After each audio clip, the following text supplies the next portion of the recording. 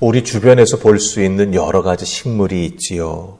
가을이 되면서 낙엽이 드는 식물이 있는가 하면 이 가을에도 그 푸르름을 계속 지켜나가는 그런 식물들이 있습니다. 우리 교회 입구 앞에도 보면은 식물들이 많이 있는데 그 중에 하나 좀 특이한 게 있습니다. 꼭 그 식물의 생김새는 침엽수처럼 생겼죠. 짧고 약간 도톰한 바늘 같은 잎을 쭉 소나무처럼 가지고 있습니다. 누가 보기에도 당연히 침엽수 같기에 추위에 강할 것이라고 생각합니다. 그런데 제가 알고 보니까요, 그 나무는 침엽수처럼 생겼지만 추위에 약하다고 합니다. 우리가 알고 있는 침엽수에 대한 상식을 가지고 상식대로 그 나무를 키우면 그 나무는 겨울에 얼어 죽는다라고 하는 것이죠. 상식은 사람들이 보통 알고 있거나 알아야 하는 지식을 말합니다.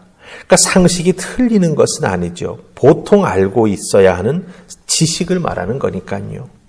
살아가는데 상식만 가지고 되는 것이 아닌 때가 있지요.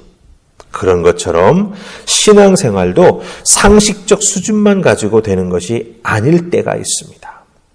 상식으로는 이해 안 되는 하나님의 크신 사랑과 하나님께서 베풀어준 자비가 있는가 하면 또한 상식으로는 도저히 이해가 안 되는 우리 믿는 자들의 고난이 있습니다. 하나님의 심판이 있습니다. 이런 것들은 우리 인간이 가지고 있는 보통 알고 있는 어떤 지식 가지고는 이해가 안 되고 또한 판단도 안 된다라고 하는 것이죠. 제가 왜 이런 말씀을 드리냐 하면 욥의 친구 빌닷이 하는 욥에 대한 조언 중에 상식적으로 보면 옳지만 그것이 꼭 욥에게 들어맞는 말이 아닌 것을 보게 됩니다. 그런데 이 빌닷은 계속 상식적인 내용을 가지고 욥에게 조언을 하고 있다라고 하는 것이죠.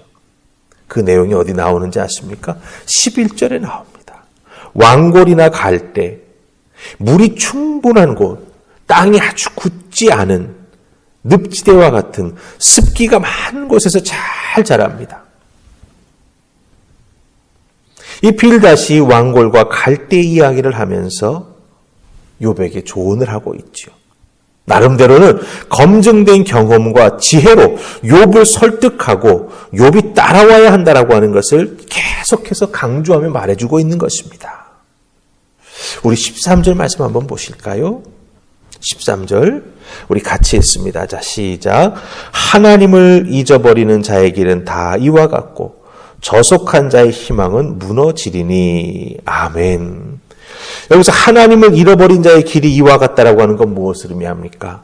바로 앞에서 욥의 친구 빌닷이 말했던 상식적인 이야기. 왕골이나 갈 때는 물이 충분한 땅에서 자라나야지 그렇지 아니하면 금방 말라 없어진다. 제대로 자라지 못한다라고 하는 거죠. 그것을 이어받아가지고 지금 욥에게 13절에서 뭐라고 말하고 있습니까? 하나님을 잊어버린 자, 너 욥이라고 하는 거죠. 저속한 자, 바로 너라고 하는 것입니다. 그런 사람은 희망을 가질 수가 없다. 다 무너져 버린다. 지금 이렇게 얘기하고 있는 거예요. 특별히 저속한 자의 희망은 무너진다라고 말하고 있습니다. 여기서 저속한이라고 하는 말은요, 하나님이 없다고 하는 이 사악한 마음을 가지고 있는 이런 뜻을 가지고 있습니다. 그러니까 이것을 연결해서 우리가 잘 보자면 이 저속한 자라고 하는 것은 하나님을 부인하는 자, 그런 뜻이죠. 희망이 없다라고 하는 건 멸망당한다라고 하는 뜻입니다. 그러니까 하나님을 부인하는 자의 끝은 무엇입니까? 멸망이라고 하는 거죠. 지금 빌닷이 이 말을 욥에게 하고 있다라고 하는 겁니다. 그런데 이 출발점이 어디입니까? 바로 11절에서 왕골과 갈대의 예를 들어서 이야기했던 그 상식과 연결시켜서 이야기하고 있는 거죠. 왕골에게 반드시 물이 많은 습한 곳이 있어야 잘 자라는 것처럼 욥 너에게는 희망의 근간이 되는 하나님이 있어야 되는데 내가 너를 보니 욥 너에게는 지금 하나님이 없다. 그 얘기를 이 빌닷이 하고 있는 것이죠. 여러분 생각에는 욥에게 하나님이 없다고 생각됐습니까? 욥에게 하나님이 없나요? 아니지요. 단지 지금 욥은 자신이 이유 없이 겪고 있는 고난, 자기 자신의 삶이 무너져 내리는 그 무너져 내림이 왜 일어나고 있는지 이해가 되지 않기 때문에 너무나 힘들어서 하나님 앞에 탄식하고 때로는 하나님을 비난하기도 하고 하나님을 향해서 정말 의심을 그대로 드러내기도 한다라고 하는 거죠. 그런데 욥의 그런 모습을 상식적인 안목을 가지고 보면서 이 빌닷이 이렇게 말하고 저렇게 말하고 있다라고 하는 겁니다. 하지만 여러분, 욥이 이렇게 하나님을 비난할 수도 있고 때로 하나님에 대해서 의심을 드러낼 수 있는 것은 욥의 마음 가장 깊은 곳에 자기의 모든 것 되시는 하나님이 계시기 때문에 이렇게 할 수 있는 겁니다. 욥은 지금 그런 의미에서 경계선상에 서 있습니다. 믿음과 하나님을 향한 간절한 마음이 한쪽에는 있고요.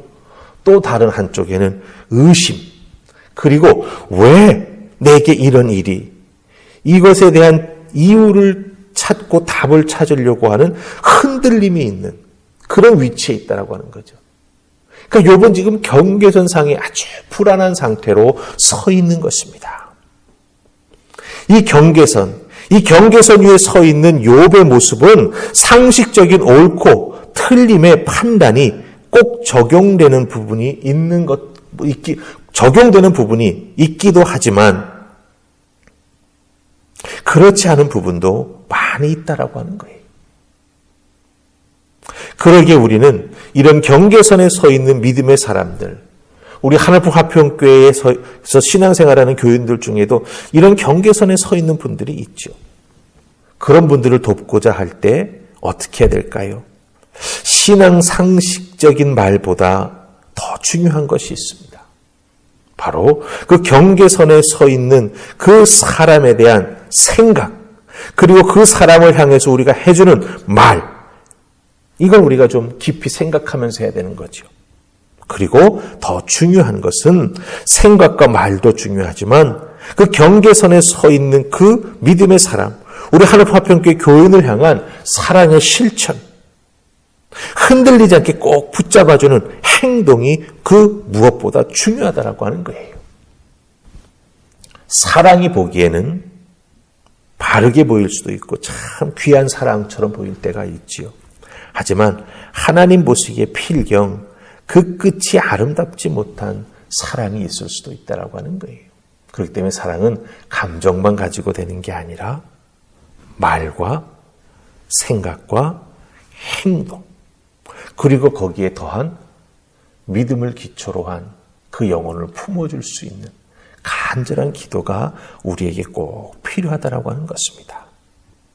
우리들도 신앙생활에 나아가면서 우리가 알고 있는 신앙적 상식을 가지고 내 자신도 신앙생활할 때가 있고 또 누군가를 판단할 때가 있지요. 그러나 더욱더 중요한 건 누군가를 판단할 때에는 그 상식이 그대로 적용 안 될 수 있는 특별한 경우도 있다라고 하는 것. 욥처럼 경계선상에 서 있는 정말 쉽지 않은 그 믿음의 길을 걸어가고 있는 하나님의 사람도 있다라고 하는 것을 우리가 염두에 두면서 그 사람을 향해서 상식적인 말보다는 더 중요한 게 있다. 그 영혼을 생각하는 마음이고 거기에 더해지는 내 말과 거기에 더 더해지는 사랑의 실천, 바로 행동이 꼭 있어야 한다라고 하는 것. 여러분들 꼭 기억하시면서 하나님 앞에 스스로가 경계선에 서 있다고 한다면 열린 마음으로 나아가게 해주시고 또 누군가 경계선에 서 있는 자를 위해서 손 내밀어 줄 때는 믿음의 상식적인 상황이 아닌 그런 판단이 아닌 하나님 말씀, 그 한 영혼을 위해서 깊이 기도하면서 우리 하나님 주신 마음과 행동을 해 나아가는 우리가 다 될 때 우리 하늘품 화평교회는 더욱더 든든한 믿음의 공동체, 서로를 세워주는 아름다운 하나님의 교회가 될 줄 믿습니다. 오늘도 주어진 여러분의 삶의 자리에서 이 주신 말씀 잘 생각하면서 실천하며 살아가는 여러분 되시기를 주님의 이름으로 축복합니다. 아멘. 우리 기도하십시다. 좋으신 하나님 감사합니다. 오늘도 저희들을 주의 전으로 부르시고 하나님의 은혜 가운데 세워주시니 고맙습니다.